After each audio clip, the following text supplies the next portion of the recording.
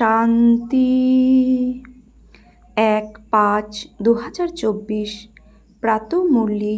ওম শান্তি। বাপদাদা মধুবন।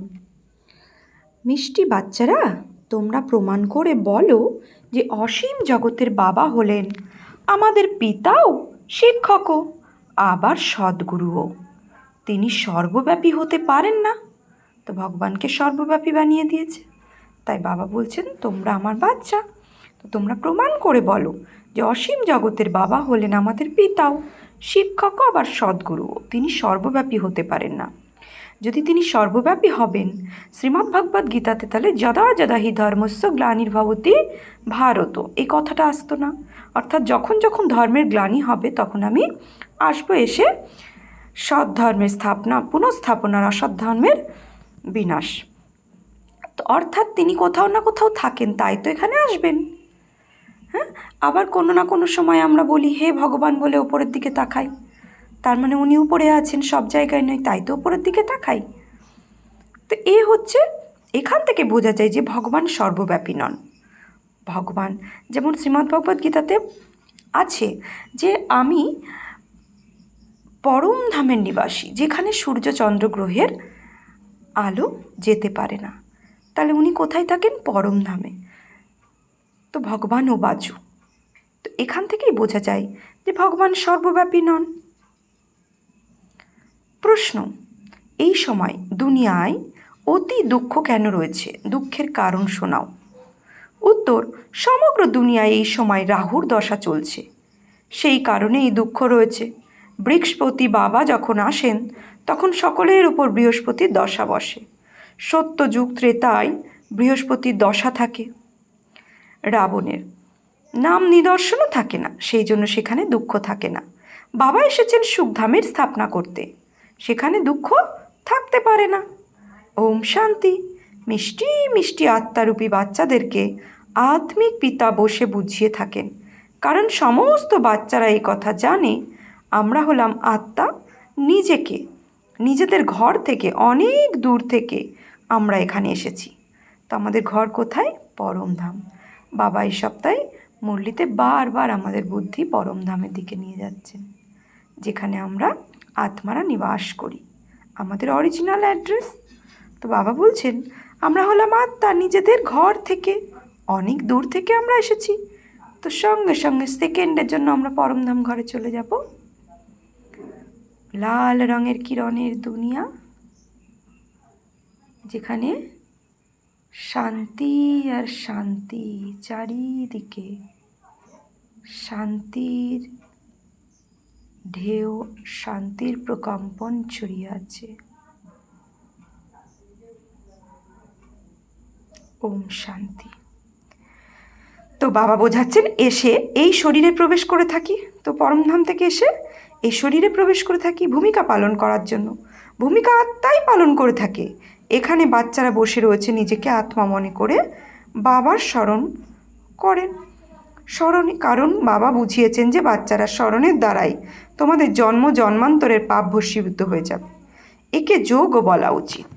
যোগ তো সন্ন্যাসীরা শেখায়, স্টুডেন্টদের সঙ্গে টিচারেরও যোগ থাকে, বাচ্চাদের বাবার সঙ্গে যোগ থাকে। এ হলো আত্মাদের আর পরমাত্মার, অর্থাৎ বাচ্চাদের এবং বাবার মিলন। এ হলো কল্যাণকারী মিলন, বাকি সব হলো অকল্যাণকারী। এ হলো পতিত দুনিয়া, তাই না? তোমরা যখন প্রদর্শনী বা মিউজিয়ামে বোঝাও তখন আত্মার পরমাত্মার পরিচয় দেওয়াই হলো সঠিক। আত্মারা সকলেই হলো বাচ্চা, আর উনি হলেন পরমপিতা পরমাত্মা, যিনি পরম ধামে থাকেন। কোনো বাচ্চাই নিজের লৌকিক বাবাকে পরমপিতা বলবেন না, পরমপিতাকে দুঃখেই স্মরণ করে। হে পরমপিতা পরমাত্মা, পরমাত্মা থাকেনি পরমধামে। এখন তোমরা আত্মারা আর পরমাত্মার জ্ঞান বুঝে থাকো। বলছে এখন তোমরা আত্মা আর পরমাত্মার জ্ঞান বুঝিয়ে থাকো। সেই জন্য কেবল এ কথা বুঝিও না যে দুজন বাবা আছেন, তিনি হলেন বাবা ও শিক্ষকও। এ কথা অবশ্যই বোঝাতে হবে আমরা সকলেই হলাম ভাই ভাই। উনি হলেন সকল আত্মাদের পিতা।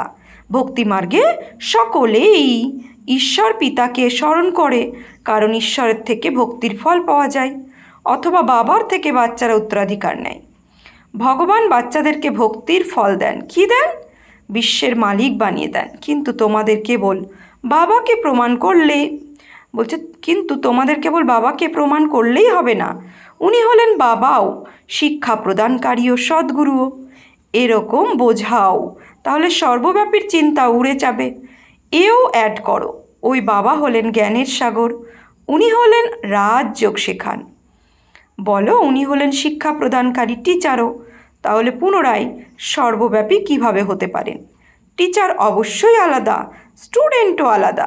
যেমন বাবা হলেন আলাদা, বাচ্চা হলো আলাদা। আর তারা পরমাত্মা বাবাকে স্মরণ করে, ওনার মহিমাও করে থাকে। বাবাই হলেন মনুষ্য সৃষ্টির বীজরূপ। তিনি এসে আমাদের মনুষ্য সৃষ্টির আদি মধ্য অন্তের জ্ঞানকে শুনিয়ে থাকেন। বাবা স্বর্গের স্থাপনা করেন, আমরা স্বর্গবাসী হয়ে যাই। সাথে সাথে এও বোঝান যে দুজন বাবা রয়েছে। লৌকিক বাবা প্রতিপালন করে তারপর টিচারের কাছে যেতে হয় পড়াশুনোর জন্য। তারপর 60 বছর পরে বানপ্রস্থ অবস্থায় যাওয়ার জন্য শুরু করতে হয় না, বানপ্রস্থ অবস্থায় যাওয়ার জন্য গুরু করতে হয়। বাবার টিচার গুরু আলাদা আলাদা হয়। এই সময় বলছে অন্যান্যদের বাবা টিচার আর গুরু আলাদা আলাদা হয়।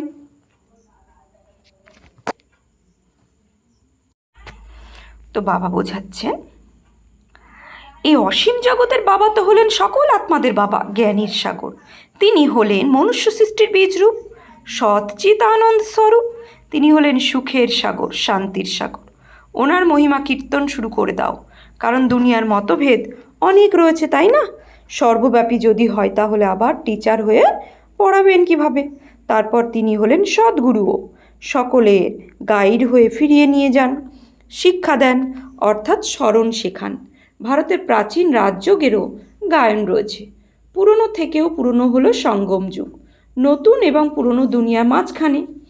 তোমরা বোঝো যে আজ থেকে 5000 বছর পূর্বে বাবা এসে আপন করে নিয়েছিলেন, আর আমাদের টিচার সদ্গুরুও হয়েছিলেন। তিনি কেবল বাবা, আমাদের বাবাই নন, তিনি হলেন জ্ঞানের সাগর অর্থাৎ টিচারও। তিনি আমাদের শিক্ষা দেন, সৃষ্টির আদি মধ্য অন্তের রহস্য বোঝান, কারণ তিনি হলেন বীজ রূপ, বৃক্ষের প্রতি অর্থাৎ বৃহস্পতি মানে কল্প বৃক্ষের। সত্য ত্রেতা দাপর কলি মিলে এক কল্প, এই কল্পবৃক্ষের উনি পতি, তাই বৃহস্পতি। আর সেই অর্থে বৃহস্পতিবারে ভোগ লাগানো হয়। বৃহস্পতি অর্থাৎ বৃক্ষের পতিদেব যিনি। তো তিনি যখন ভারতে আসেন তখন ভারতের উপর বৃহস্পতির দশা বসে। তো বৃক্ষের প্রতিদেব যিনি পরমপিতা পরমাত্মা, তার দশা যখন বসবে তাহলে অন্য কোনো দশা, গ্রহের দশা তখন কি কেটে যাবে। সত্যযুগে সব সময় সুখী দেবী দেবতারা থাকেন, সকলের উপরে বৃহস্পতির দশা বসে। যখন আবার দুনিয়া তমপ্রধান হয়ে যায় তখন সকলের উপরে রাহুর দশা বসে। বৃহস্পতিকে কেউ জানে না, না জানলে তাহলে উত্তরাধিকার কিভাবে পাবে? তোমরা এখানে যখন বসো তখন অশরীরী হয়ে বসো। এই জ্ঞান তো প্রাপ্ত হয়েছে, আত্মা হলো আলাদা, ঘর হলো আলাদা। 5 তত্ত্বের পুতুল তৈরি হয়, তার মধ্যে আত্মা প্রবেশ করে। সকলের পার্ট নির্ধারিত হয়ে রয়েছে। সর্বপ্রথমে মুখ্য কথা এটাই বোঝাতে হবে যে বাবা হলেন সুপ্রিম পিতা, সুপ্রিম টিচার। লৌকিক বাবার টিচার গুরুর কন্ট্রাস্ট বলে দিলে তৎক্ষণাৎ বুঝে যাবে, তর্ক করবে না। লৌকিক বাবা টিচার গুরুর কন্ট্রাস্ট বলে দিলে তৎক্ষণাৎ বুঝে যাবে, তর্ক করবে না। আত্মাদের পিতার মধ্যে সম্পূর্ণ জ্ঞান রয়েছে। কন্ট্রাস্ট মানে বলে দিলে অর্থাৎ এর আগে বলেছে না, অর্থাৎ পার্থক্য। লৌকিক বাবাকে টিচারকে আর গুরুকে তার কন্ট্রাস্ট বুঝিয়ে দিতে হবে, তাহলে আর তর্ক করবে না ওরা। তো তাই বাবা বলছে পিতার মধ্যে সম্পূর্ণ জ্ঞান রয়েছে, এই বিশেষতা রয়েছে। তিনি আমাদের রচনার আদি মধ্য অন্তের রহস্য বুঝিয়ে থাকেন। পূর্বে ঋষিমুনি ইত্যাদি গ্রন্থ বলতেন আমরা রচয়িতা এবং রচনার আদি মধ্য অন্তকে জানি না, কারণ সেই সময় তারা শতও ছিল। প্রত্যেকটি বস্তুই শতপ্রধান, শত রজ তমতে আসে, নতুন থেকে পুরনো অবশ্যই হয়।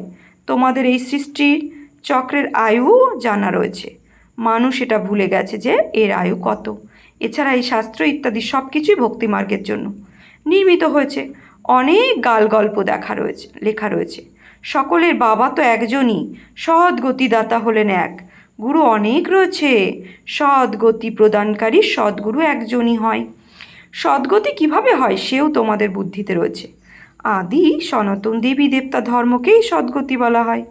ওখানে অল্প সংখ্যক মানুষই থাকে। এখন তো কত অগণিত মানুষ রয়েছে।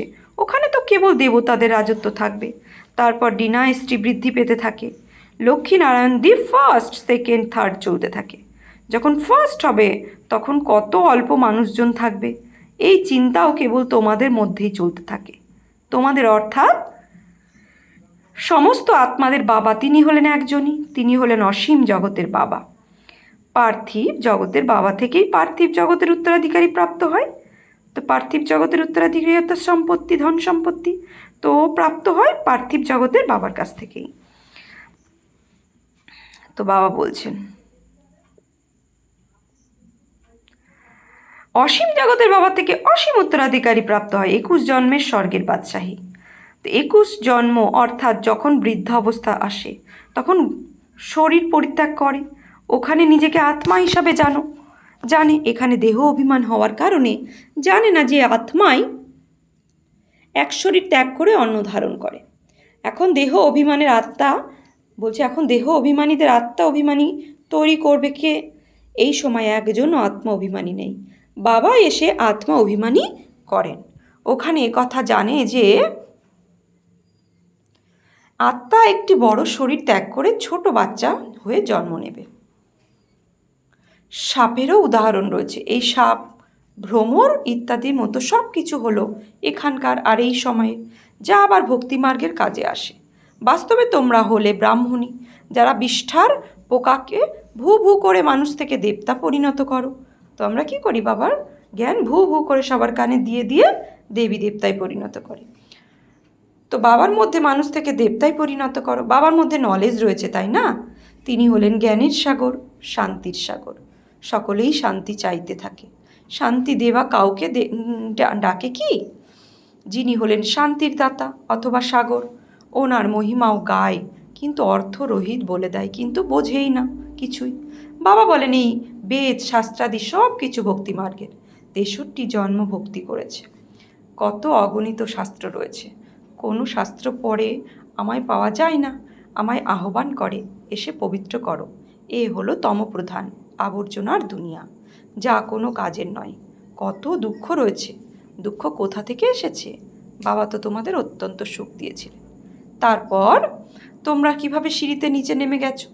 গাওয়া হয়ে থাকে জ্ঞান আর ভক্তি। জ্ঞান বাবা শোনায়, ভক্তি রাবণ শেখায়।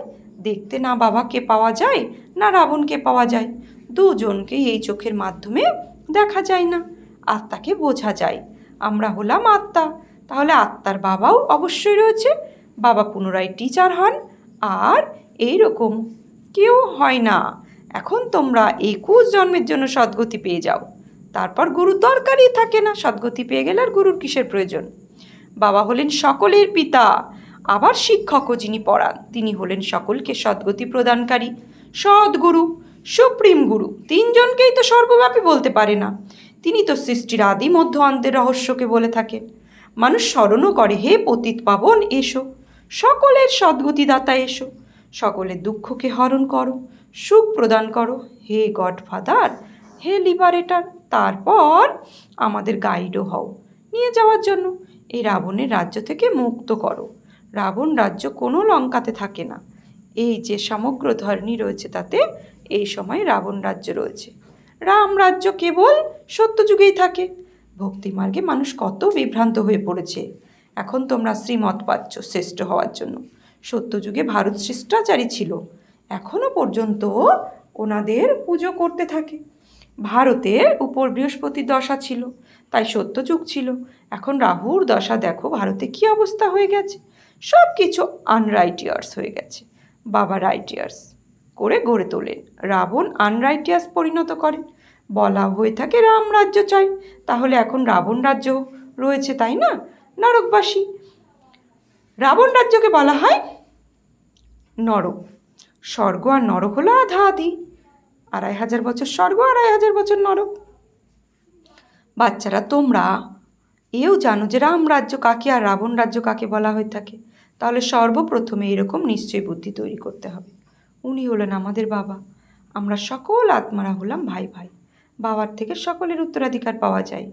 অধিকারী রয়েছে, উত্তরাধিকার প্রাপ্ত হয়েছিল। বাবা রাজযোগ শিখিয়ে সুখধামের মালিক বানিয়েছিলেন। বাকিরা সকলেই চলে গিয়েছিল শান্তিধামে। বাচ্চারা এও জানে যে বৃক্ষের প্রতিদেব হলেন চৈতন্য, তিনি হলেন সচ্চিত আনন্দ স্বরূপ। আত্মারা হলো সত্য আবার চৈতন্য। বাবাও হলেন সত্য চৈতন্য, তিনি হলেন বৃক্ষের প্রতি। এ হলো উল্টো বৃক্ষ, তাই না? যার বীজ উপরে থাকে আর ঝাড়, আমরা আত্মারূপী ঝাড় নিচে থাকি। শ্রীমদ্ভগবদ্গীতাতেও পঞ্চম অধ্যায় পুরুষোত্তম যোগে আছে যে উল্টো বৃক্ষ, কল্পবৃক্ষকে উল্টো বৃক্ষ বলা হয়েছে। অশ্বত্থ বৃক্ষ যে উল্টো বৃক্ষ, যার বীজ উপরে আর ঝাড় নিচে আছে। তো ও বৃক্ষ হচ্ছে এই কল্পতরু বৃক্ষকে বোঝায়, সত্য ত্রেতা দাপর কলি, যার বীজ অর্থাৎ পরমাত্মা উপরে থাকে আর আমরা ঝাড় নিচে।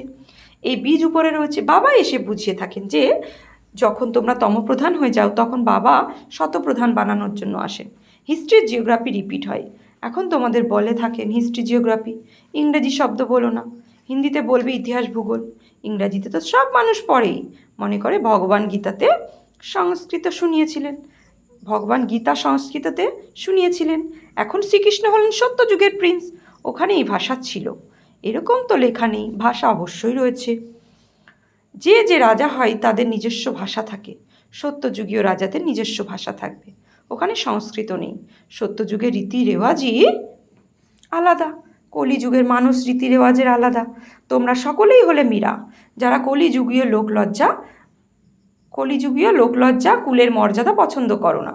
তোমরা কলিযুগীয় লোকলজ্জা পরিত্যাগ করো, তখন কত ঝগড়া হয়।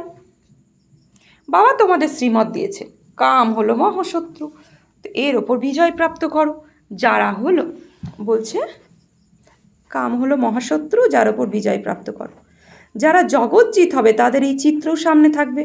তোমরা তো অসীম জগতের বাবার থেকে পরামর্শ পাও যে বিশ্বে শান্তি স্থাপন কিভাবে হবে, শান্তি দেবা পাও। বলছে শান্তি দেবা বললেই বাবাই স্মরণে আসে। বাবা এসে প্রতিকল্পে বিশ্বে শান্তি স্থাপন করেন। কল্পের আয়ু দীর্ঘ করে দেওয়ার মানুষ কুম্ভকর্ণের নিদ্রায় মতন শুয়ে রয়েছে, বুঝতেই পারছে না। সর্বপ্রথমে তো মানুষকে এ কথা পাকাপাকিভাবে নিশ্চয় করাও যে উনি হলেন আমাদের বাবাও টিচারও। টিচারকে সর্বব্যাপী কিভাবে বলবে? বাচ্চারা তোমরা জানো বাবা কিভাবে এসে আমাদের পড়ান, তোমরা ওনার বায়োগ্রাফি জানো। বাবা আসেনি নরককে স্বর্গে পরিণত করতে, টিচারও হলেন তিনি, তারপর সাথে করে নিয়েও যান। আত্মারা হলো অবিনাশী, তারা নিজের সম্পূর্ণ ভূমিকা পালন করে ঘরে ফিরে নিয়ে যায়। তাহলে নিয়ে যাওয়ার জন্য গাইড তো চাই, তাই না? দুঃখ থেকে লিবারেট করে তারপরে গাইড হয়ে সকলকে নিয়ে যান। আচ্ছা, মিষ্টি মিষ্টি হারানিধি বাচ্চাদের প্রতি মাত পিতা বাপদাদার স্মরণে স্নেহ সুমন আর সুপ্রভাত। আত্মাদের পিতা তার আত্মারূপী বাচ্চাদের জানাচ্ছে নমস্কার। আমরা আত্মারূপী বাচ্চারা আত্মারূপী বাপদাদাকে জানাচ্ছি নমস্কার, সুপ্রভাত, ধন্যবাদ। ধারণার জন্য মুখ্য সার: কলিযুগীয় লোকলজ্জা কুলমর্যাদা ছেড়ে ঈশ্বরীয় কুলমর্যাদাকে ধারণ করতে হবে। অশরীরী বাবা যা শুনিয়ে থাকেন তা অশরীরী হয়ে শোনার অভ্যাস পাকাপোক্ত করতে হবে। দুই অসীম জগতের বাবা হলেন পিতাও, টিচার সদ্গুরু। এই কন্ট্রাস্ট সকালকে বোঝাতে হবে যে কিভাবে উনি পিতা, কিভাবে উনি টিচার, কিভাবে উনি সদ্গুরু ও পরমপিতা পরমাত্মা, 3 পার্ট প্লে করছে। এই যে পার্থক্যটাকে বোঝাতে হবে। কথা প্রমাণ করতে হবে যে অসীম জগতের বাবা সর্বব্যাপী নয়। আচ্ছা, বরদান: পার্থিব জগতের বালখিল্য অপকর্মের থেকে বেরিয়ে, বলছে পার্থিব জগতের বালখিল্য অপকর্মের থেকে বেরিয়ে এসে আধ্যাত্মিক পরিতৃপ্ততে থাকা প্রীতি বুদ্ধি সম্পন্ন ভব। অনেক বাচ্চারা পার্থিব জগতের বালখিল্য অপকর্ম অনেক করে থাকে। যেখানে আমার স্বভাব, আমার সংস্কার এই শব্দ আসে, সেখানে এই ধরনের বালখিল্য অপকর্ম শুরু হয়ে যায়। এই আমার শব্দটি কুচক্রে নিয়ে আসে, কিন্তু যে বাবার থেকে আলাদা সে আমার হয়ই না। আমার স্বভাব বাবার স্বভাবের থেকে আলাদা হতে পারে না। সেই জন্য পার্থিব জগতের বালখিল্য অপকর্ম থেকে বেরিয়ে এসো, আধ্যাত্মিক পরিতৃপ্ততে থাকো।